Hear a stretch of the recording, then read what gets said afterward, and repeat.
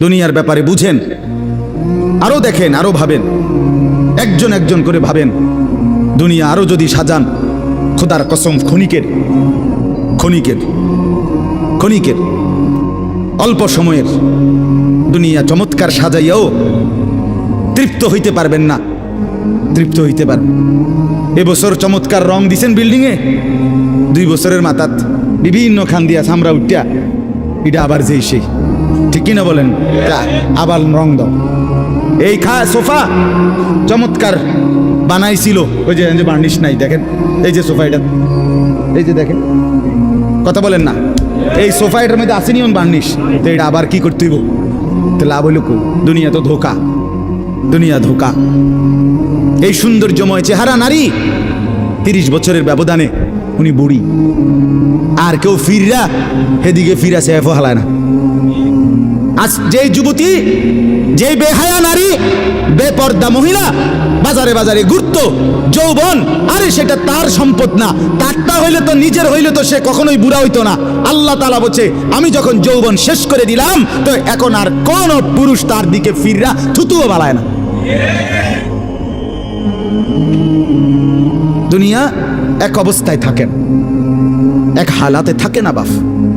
এই জন্য ছেলেদেরকেও বলি, বাপ জিন্দিগি সুন্দর কর, তোমার এই হাসি থাকবে, তোমার এই সুস্থ সুন্দর সুঠাম দেহ থাকবে। আন্তরিকতা নিয়ে শুনলে, নিজের ভিতরে নেক মানসিকতা যদি থাকে, গ্রহণ করার মানসিকতা, তাহলে অল্প কথাতেও ফায়দা হয়। আর গ্রহণ করার মানসিকতা না থাকলেও 50 বছর শুনলেও গুনার অভ্যাস ছুটে না। দেখেন না, 70 বছরের বুড়া মানুষ চা দোকানে টেলিভিশন দেখে, তাহলে এত বড় বুড়ো মানুষ, মুরব্বী, উনি এখনো যদি বিড়ি খায়, সিগারেট খায়, এখনো যদি চা দোকানে টেলিভিশন দেখে, তো ওনার এই মন্দ অভ্যাস, বদ অভ্যাস কত বছর পরে ছুটবে?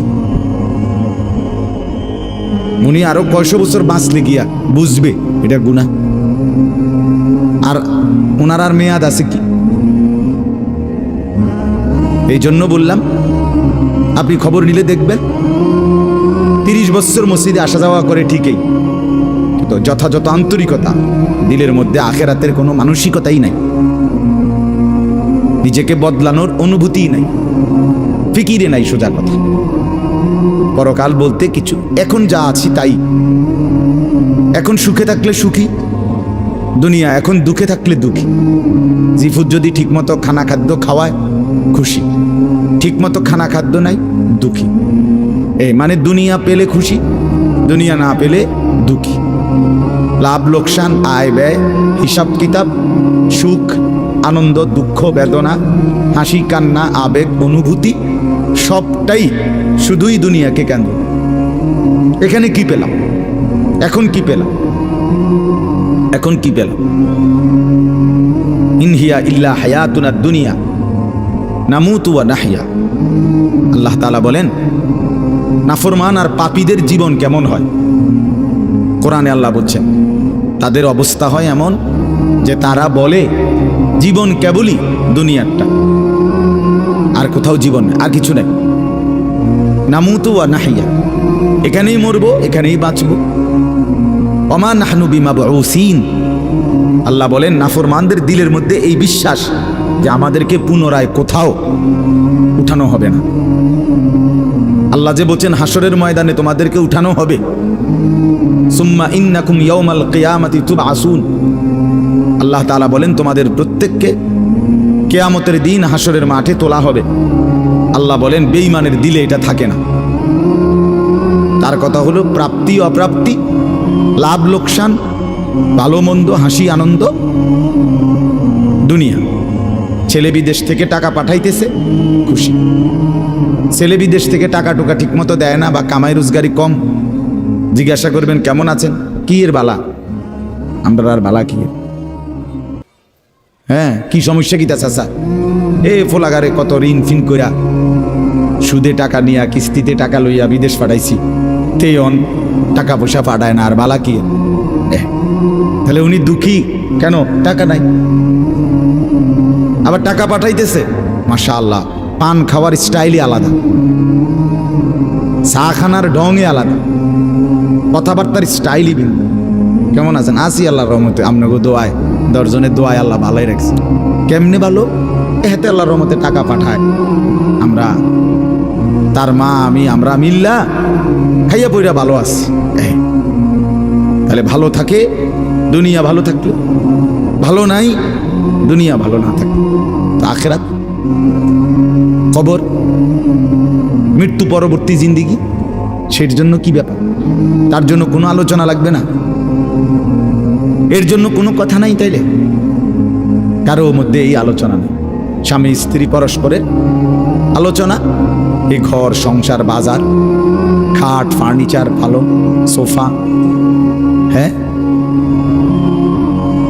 আসবাবপত্র গহনা অলংকার, এই নিয়েই পেরেশান, এই নিয়ে জিন্দিগি এর মধ্যেই আবদ্ধ।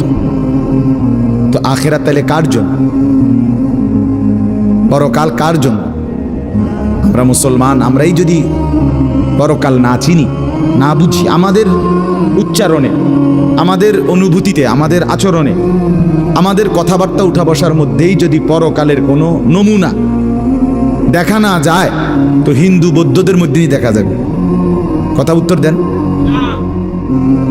কবর হাসর আখেরাতের চিহ্ন ভেসে ওঠার কথা চালচলনে মুসলমানদের মধ্যে না কাফেরদের মধ্যে? মুসলমানদের মধ্যে। কথা তো ছিলই। আল্লাহর প্রিয় বান্দারা, অসংখ্য আল্লাহর নেক বান্দাদের জীবনে আছে, রাত্রিতে ঘুমাইতেন না। জিজ্ঞেস করতে কেন ঘুমান? হচ্ছে জাহান্নামের ভয় ঘুমাতে দেয়, কবরের ভয় ঘুমাইতে দেয়। হযরত আবু বকর সিদ্দিক রাদিয়াল্লাহু তাআলা আনহুর মতো সাহাবী আফসোস করে বলতেন, হায় আমি যদি একটা গাছের পাতা হতাম, আমাকে যদি একটা চতুষ্পদ জন্তু, গরু কিংবা ছাগল, সেই পাতাটা যদি খেয়ে ফেলত, অর্থাৎ আমি যদি মানুষ না হতাম। অথচ কি পরিমাণ আমলের অধিকারী ছিল। হযরত ওমর রাদিয়াল্লাহু তাআলা আনহুর চেহারা কপালের দুই পাশ থেকে লম্বা অজরে কান্নার কারণে দাগ পড়ে গেছিল। হযরত ওমর রাদিয়াল্লাহু তাআলা আনহুর ইন্তেকালের মুহূর্তে হযরত আব্দুল্লাহ ইবনে আব্বাস সাহাবী, তিনি বলছিলেন, আপনাকে আল্লাহ তাআলা অনেক মর্যাদা দিয়েছেন, আপনি 10.5 বছর মুসলমানদের খলিফা ছিলেন, আপনার মাধ্যমে আল্লাহ তাআলা দিক দিগন্ত মুসলমানদের বিজয় দান করছেন। কত রাজ্য, কত এলাকা আপনার এই 10 বছরে বিজয় হয়েছে। আপনার অনেক সম্মান, অনেক মর্যাদা, অনেক গুণ, অনেক বৈশিষ্ট্য। হযরত ওমর রাদিয়াল্লাহু তাআলা আনহু কিতাবের মধ্যে আছে, উনি চোখের পানি ফেলে বললেন আব্দুল্লাহ ইবনে আব্বাসকে, শোনো, আমি আল্লাহ তাআলার কাছে এতটুকু আশা করি শুধু যে আল্লাহ আমার জীবনের যা নেকি আর আমার জীবনের যা গুনাহ, কমপক্ষে আমার নেকিগুলো যেন আমার গুনার মোকাবেলায় বরাবর হয়। অর্থাৎ এতটুকু নেকি যেন কমপক্ষে হয় যে গুনাহগুলোকে মোচন করে দেয়, নেকিগুলো দিয়ে গুনাহগুলো যেন মিটে বরাবর হয়। এর দূরে যদি হয় তো আমি আল্লাহর কাছে সন্তুষ্ট নিজেকে মনে করি, আমার এর দূরে সারব। অর্থাৎ নিজের এই বিপুল পরিমাণ নেক আমলকে কিছুই মনে করেন, সামান্য। তা আমাদের পুঁজি কোথায়? আমাদের এই শুক্রবারের শুধু সপ্তাহে একদিনের জুমার নামাজ, এটাই আমাদেরকে জান্নাত এনে দিবে, ঠিক না? হ্যাঁ, মাঝে মধ্যে গরিব দুঃখীকে 2 টাকা 5 টাকা দিলে এতে আমাদের বেহেশত চলে আসবে, ঠিক না? বলেন। এজন্য বললাম, আমরা প্রত্যেকে আন্তরিকতা নিয়ে ভেতরে যারা মনোযোগ দিয়ে শুনে দেখবেন, আমার আপনার ভেতরে যদি অনুভূতি তৈরি হয়, ভাবনা তৈরি হয়, ফিকির আসে, লাভ। সবাই একসাথে হবে না, সবাই একসাথে বদলায় না, সবাই একসাথে পরিবর্তন হয় না, কারো কপালে পরিবর্তন হয়ই না, বদনসিব। কারো সময়ের ব্যবধান হয়। আমাদের প্রিয় নবী সাল্লাল্লাহু আলাইহি সাল্লামের কাছে যারা সাহাবী হয়েছেন, কালেমা পড়ছেন, তারা প্রত্যেকেই প্রথম দিনেই তো সবাই কালেমা পড়ছেন, ঠিক না? বুঝেন নাই কথা? যতজন সাহাবী হয়েছে নবীজির, সবাই একদিনেই কালেমা পড়ে ফেলছে নাকি? তাহলে সময়ের আগ পিছ আছে কিনা বলেন? কেউ প্রথম দিন কালেমা পড়ছে, কেউ 21 বছর পরে কালেমা পড়ছে, কেউ 22 বছর পরে কালেমা পড়ছে। তো যিনি 23 বছরের মাথায় কালেমা পড়ছে তিনিও কামিয়াব, যিনি প্রথম দিন কালেমা পড়ছে তিনিও কামিয়াব, সৌভাগ্যবান। এই জন্য বুঝ আসবে, এর মধ্যে আকপিস হবে। সবাই একই দিনে জোনায়েদ বাগদাদি হবে না, সবাই একদিনে বাইজিদ বুস্তামি হবে না, সবাই একদিনে রাবেয়া বসরি হবে না। সময়ের ব্যবধান হবে, আকপিস হবে, এবং কারো কপালে হেদায়েত জুটবেই না। ইন্নাকা লা তাহদি মান আহবাবতা। আল্লাহ তাআলা আমাদের নবী সাল্লাল্লাহু আলাইহি সাল্লামকে বলছেন, আপনি খুব চাইলে, ভালোবাসলে আপনি নিজে কাউকে হেদায়েত দিতে পারবেন না। সেখানে আমি কি? কথা বলেন না। সেখানে আমাদের কোনো পাত্তা আসেনি কোনো। খুদ রসুলকে আল্লাহ বলছেন, হে নবী আপনি চাইলে হবে না, আমি চাইতে হবে। ওয়ালাকিন্নাল্লাহা ইয়াহদি মান ইয়াশা, বরং আমি আল্লাহ যাকে চাই আমি তাকে হেদায়েত দান করি। তাহলে মূলত হেদায়েত দেয় কে? ফয়সালা কার হাতে? আমার বলা আপনার শোনা কোনোটাই মূল বিষয় না। মূল বিষয় হলো এটা একটা উসিলা ধরা, কিন্তু মূল ফয়সালা কার হাতে? ওয়ালাউলা ফাদলুল্লাহি আলাইকুম ওয়া রাহমাতুহু। মাজ এই বেটা মোবাইল না ধরতে মানা করছি, সুন্দর করে বললে হয় না। অনেকের খাসিয়ত এতটাই যে ধমক না দিলে, কথা বুঝছেন না, এটা তার একটা তবিয়ত হয়ে গেছে। না আমারে এমনি করলে আমি বুঝতাম না, আমার ধমকাই তুই। বদ অভ্যাস মানে জিন্দিগির একটা মিনিট লজ্জা শরম কিচ্ছুর কোনো ধার ধারে না। ছেলেরা মোবাইল ছাড়া 1 মিনিট থাকতে রাজি না। এবারে মা দেখুক, নাহলে বাফে দেখুক, নাহলে হুজুর দেখুক, নাহলে একবার আব্দুল কাদের জিলানি দেখুক, আমার এতে কোনো অসুবিধা নেই। আমার দরকার মোবাইল আছে, আমি আছি, খালাস। আমার জিন্দিগির এবার ইজ্জত থাক বা না থাক, আমার চরিত্র থাকুক বা না থাকুক, আমার আল্লাহ খোদা আখেরাত পরকাল কিচ্ছু না থাকুক, আমার মোবাইল আছে, খালাস, আমার জিন্দিগি সার্থক। এই হলো মানে জীবনটাই মোবাইলটাই জীবন। বেঁচে আছে মোবাইল টিপবার জন্য, মোবাইল বানানো হয়েছে তার কাছে পৌঁছবার জন্য। আজ ছেলেদের হালাত মানে বেঁচেই আছে এটার জন্য, বেঁচেই আছে। জিন্দিগিটাই এটার সাথে সম্পৃক্ত, জীবনটাই এটার সাথে। পৃথিবীতে কোনো যুগে মনে রাখবেন, এই পৃথিবীর ইতিহাস এটা, পৃথিবীতে কোনো যুগে একসাথে সম্মিলিতভাবে যুব সমাজ এত বেশি গাফেল, অকর্মণ্য, অপদার্থ কোনো যুগে হয় নাই একসাথে। এখন যেটা আগে একটা সমাজে, একটা এলাকায় বখাটে দুশ্চরিত্র একজন ছিল, দুইজন ছিল, চিহ্নিত, কথা বোঝেন নাই, চিহ্নিত হয় তারে মানুষ চিহ্নিত, তেসু গ্রামে চুক্তি হয়তো একজন, তে একটু খারাপ, তার লগে মিশ্র না। কিন্তু এখন ভদ্রঘরের ছেলে, স্বাভাবিক ঘর থেকে বের হইছে মুসলমানের ছেলে, দিনের পর দিন, রাতের পর রাত এক ওয়াক্ত নামাজ পড়ে না। এতে মা বাবারও কোনো আফসোস নাই, এলাকাবাসীরও কোনো আফসোস নাই, পাড়া মহল্লার সর্দার মাতব্বর কারো কোনো আফসোস নাই, কারো মুখে এই নিয়ে কোনো আলোচনা নাই যে কি আমগো এলাকার যে ফোলাফান্ডি এগুলা যে কোনো নামাজই পড়ে না, আমগোর সামনে দুষ্টামি করে, হাঁটাহাঁটি করে, আমরা কি এটা বলতে পারি না? এই অনুভূতিটুকু পর্যন্ত লোপ পাইছে। এত দুর্ভাগ্য মুসলমানের ইতিহাসে আর কখনো হয় না। বেনামাজি আগেও ছিল, কথা বোঝেন নাই, বেনামাজি আগেও ছিল, এতটা গাফেল আগে ছিল, মা বাপ এত অসচেতন আগে ছিল। আমার মনে আছে আমরা প্রাইমারি স্কুলে হিন্দু স্যার জমের মতো ভয় পাইতাম, হিন্দু মাস্টার, কিন্তু ভীষণ ভয় করতাম। স্যারে দেখলে মাইরে লেগে, এতটা ছিল একটা সভা। কত আজ থেকে 500 বছর আগে, ঠিক না? আমার বয়স ধরেন 500 বছর, আমি আদি যুগের মানুষ, এরম নি তো আমার বয়স 42 বছর রানিং শুরু হয়েছে, 41 শেষ হয়েছে, তাহলে 30 বছর আগের কথা। আমার পড়ালেখার প্রাইমারি ছোটবেলার জীবন 30 বছর আগের কথা না, 30 বছর আগে। তাহলে এই জন্য বললাম জিন্দিগিটা মোবাইলটার উপরে তুলে দিচ্ছে। হাসি কান্না আনন্দ বেদনা, হাসলে কাশলে, পেশাব পায়খানা টয়লেট বাথরুম, হ্যাঁ, হোটেল রেস্তোরাঁ পার্ক, যেখানে যখন যাবে 24 ঘন্টার মেইন কাজ আগে একটা ছবি উঠানো, আগে ছবি উঠা, এরপরে বাকি কাজ।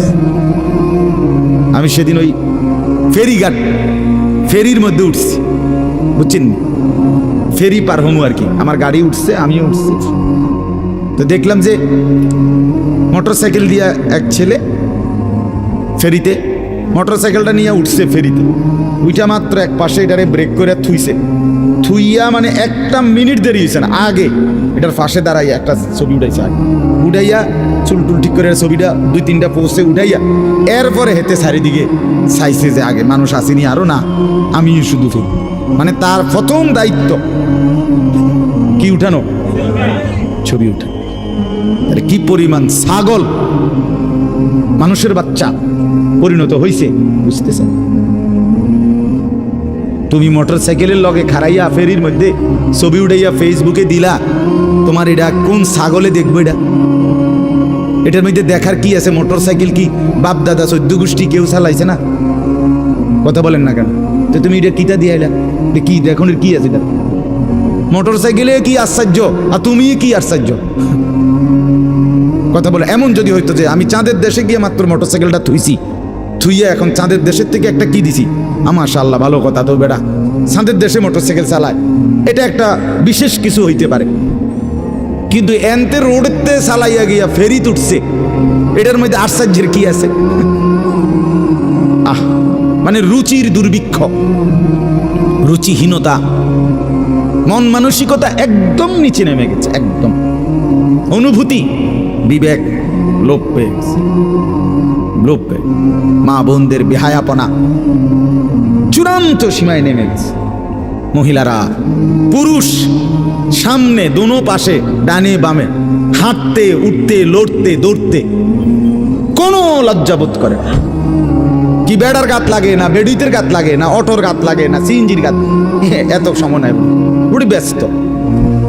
বাজার মার্কেটিং, দোকান কেনাকাটা, আহা আফসোসের। মানে এটাই বললাম আর কি, একসাথে সবাই, অধিকাংশ বেশিরভাগ অধপতন একসাথে মুসলমানের সমাজে 1450 বছরে আর কখনো এতটা ছিল, অল্প অল্প ছিল, অল্প অল্প, একজন দুইজন বেপর্দা নারী, বেহায়া মহিলা, লজ্জা শরম কম, এরম বেডি ছিল একজন দুইজন, 2 গ্রামে 4 গ্রামে। কিন্তু মা বোনদের এখন বাজার আর মার্কেটিং দেখলে মনে হয় না আপনি জিগাইয়ের খবর লইতে বোঝে আপনি বাইক তাইন কোন টাইমে,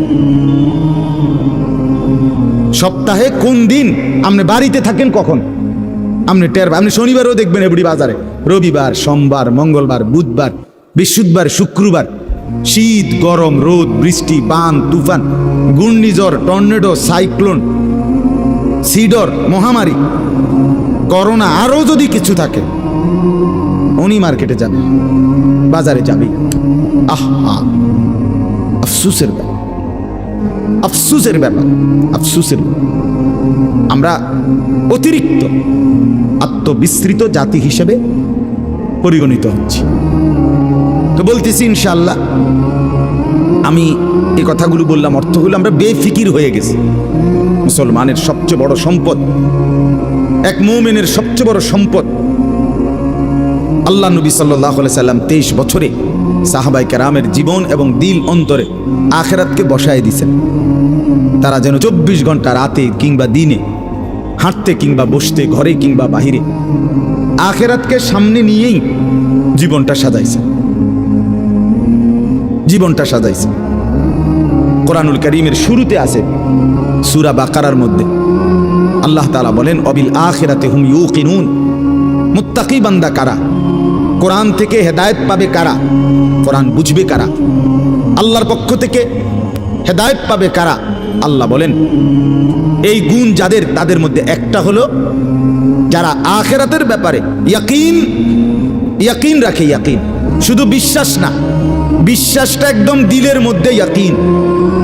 আগুন জ্বালাইয়া ফেলে, এটা শুধু আমাদের ধারণা না, এটা আমাদের ইয়াকিন।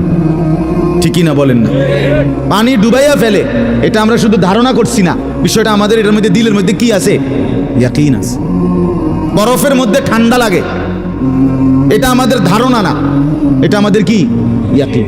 তার চাইতে বেশি ইয়াকিন আল্লাহ বলে যার অন্তরের মধ্যে আখিরাতের ব্যাপারে, সে মুত্তাকি, সে আমি আল্লাহর পক্ষ থেকে হেদায়েত প্রাপ্ত, সেই সফল, সেই জান্নাতি।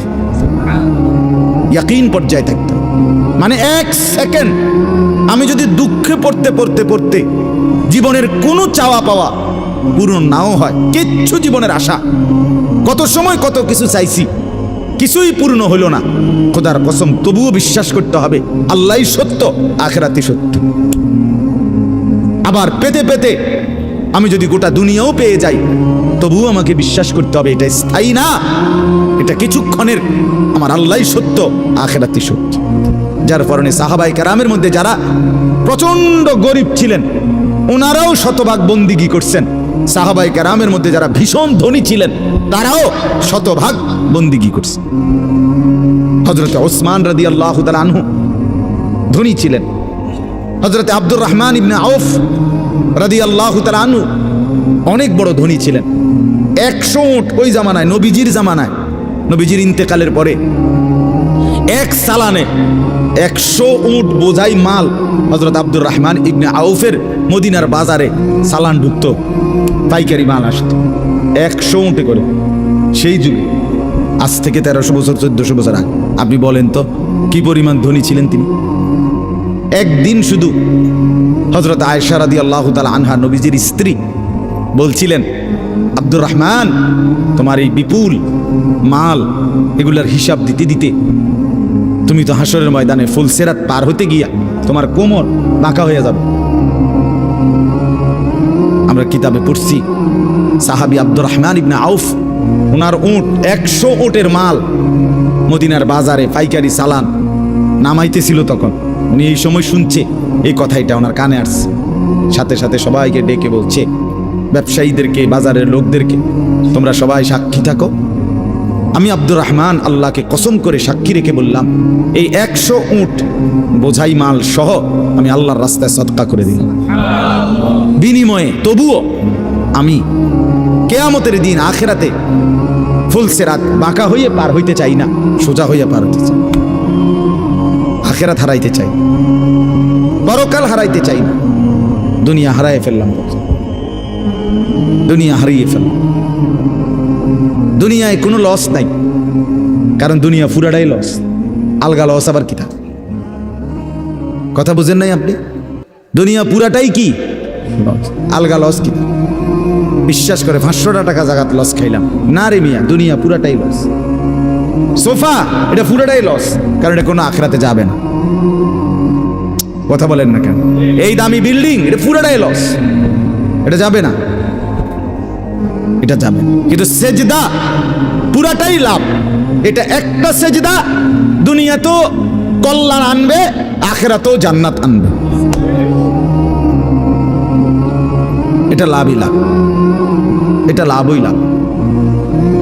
এজন্য সবাইকে বললাম, শুনেন সবাই, কিন্তু সবাই বদলায় না কা, এটা আপনার ভাবার দরকার। আপনি বদলাবেন কিনা সেটা ভাবার দরকার। সবাই লইয়া চিন্তা করলে একসাথে, যে যেদিন আমরার গ্রামের সবাই ভালো হবে, নামাজি হবে, সেদিন থেকে আমিও পড়মু, তাহলে হইতো না। আপনি জীবনও পারতেন, তাইলে পারতেন না। আপনি আগায় যাইতে হবে আলাদা, অন্যকে ডাকতে হবে আল্লাহর দিকে, কিন্তু নিজেকে বাদ দেওয়া যাবে না। নিজের জীবন গঠন করতে, নিজের জীবন। আমি আপনাদের সবাইকে বললাম এশার নামাজ পড়েন। এখন সবাই পড়লো না দেখে বুঝি আমি পড়তাম না। কথা বলেন না কেন? সবাই পড়ছে না দেখা আমিও পড়তাম না, এটা কথা, এটা কোনো যুক্তির কথা হলেও নি কথা বলে। এই জন্য বললাম এটা গুরুত্বপূর্ণ। আমরা এটা বুঝি কম। আমরা আরে শয়তানে বুঝাই দিছে, ইবলিসে, যে বলবি কি করমু, গ্রামের সবাই এটা কয়, 10-এর এটা মানুষের, এটা এই মানুষের উপরে বলে, সবাই বলছে, সবাই বললে কি হয়েছে, তাই বলে আপনি, সবাই বলছে পানির ঝাঁপ দিতে, এই জন্য আপনি পানিতে ঝাঁপ দিবেন। সবাই বলছে আগুনে পড়তে, এজন্য আপনি আগুনে পুড়ে যাবেন। কোনো বাস যদি অ্যাক্সিডেন্ট হয়, 50 জন যাত্রীর মধ্যে যদি 49 জনও মারা যায়, আর একজন লোক যদি বুঝে সে বাঁচতে পারবে, বের হইতে পারবে, এই কারণে সে যে না 49 জন মরে গেছে, যেহেতু আমার আর বাচ্চা লাভ কি, আমিও মরে যাই, এটা নিয়ে কই বসে, সে কি একা হলেও বাঁচতে চাইবে না? তাহলে আপনি জাহান্নাম থেকে বাঁচতে চাইবেন না কেন? সেটা কি আগুন না? সেটা কি এর চাইতে বড় বিপদ না? তো এজন্য কোরআনুল কারীম আল্লাহ তাআলা বলছেন, প্রথমে সবার কথা বলার আগে বাই সিরিয়াল নবীজিকে, ইমানদারদেরকে সবার কথা বলছে, কিন্তু সবার আগে বলছে কু আনফুসাকুম, আগে এটা বলে নিছে, আগে নিজেকে বাঁচাও, এরপর ও আহলিকুম, পরিবারকে বাঁচাও, এরপর লিতুনদিরা আহলাল কুরা, লিতুনদিরা উম্মাল কুরা ওয়া মান হাওলাহা, নিজ এলাকা এবং তার আশপাশের মানুষকে বাঁচাও, এরপরে বাঁচাও। তাহলে এটা পরে, ধীরে ধীরে, আগে নিজেকে বাঁচাও, এরপর পরিবারকে বাঁচাও, ওয়া আনদির আশিরাতাকাল আকরাবিন, এরপর আত্মীয় স্বজনদেরকে বাঁচাও, এরপর মহল্লাবাসীকে বাঁচাও, এরপর গোটা পৃথিবীবাসীকে বাঁচাও। ধীরে ধীরে আগাও, ঠিক আছে, সেগুলোর মধ্যে কম বেশ হইতে পারে, কিন্তু নিজের ব্যাপারে এক বিন্দু ছাড় দিও না, নিজের ব্যাপারে কোনো কমতি করো না। এটা আল্লাহর চাই। ইয়া আইয়ুহাল্লাযীনা আমানু আলাইকুম আনফুসাকুম, রব্বুল আলামিন বলেন, হে ঈমানদারগণ, আলাইকুম আনফুসাকুম, তোমরা প্রত্যেকেই তোমাদের নিজেদেরকে আঁকড়িয়ে ধরো, আলাইকুম আনফুসাকুম, নিজেকে মজবুত করে ধরো। লা ইয়াদুররুকুম মান দাল্লা ইযা হাদাইতুম, আল্লাহ তাআলা বলেন যে যদি তুমি তোমাকে নিজেকে মজবুত করো, সাজিয়ে তোলো, গড়ে তোলো, আল্লাহ তাআলা বলেন এবার যদি গোটা পৃথিবী গুমরা হয়, খোদার কসম আল্লাহ বলেন তোমাকে আর কেউ পথভ্রষ্ট করতে পারবে না, পথভ্রষ্ট করতে পারবে। হযরত বাইজিদ বুস্তামি রাহমাতুল্লাহর জীবনীতে আমরা পড়ছি, উনি বলছেন আল্লাহ তাআলার মহব্বত আর মারিফাতের সাধনা করতে করতে আমার দিলের অবস্থা আলহামদুলিল্লাহ এক সময় এমন হয়েছে যে রাস্তার নারী আর রাস্তার দেওয়াল দুইটার মধ্যে আমার কাছে আলাদা কোনো পার্থক্য মনে হইতো না। আমাদের পাকিস্তানের বিশ্ববিখ্যাত দাঈ, দাওয়াত ও তাবলীগের মুরব্বী হযরত মাওলানা তারেক জামিল সাহেব দামাত বারাকাতুহুম বলেন, দীর্ঘ 25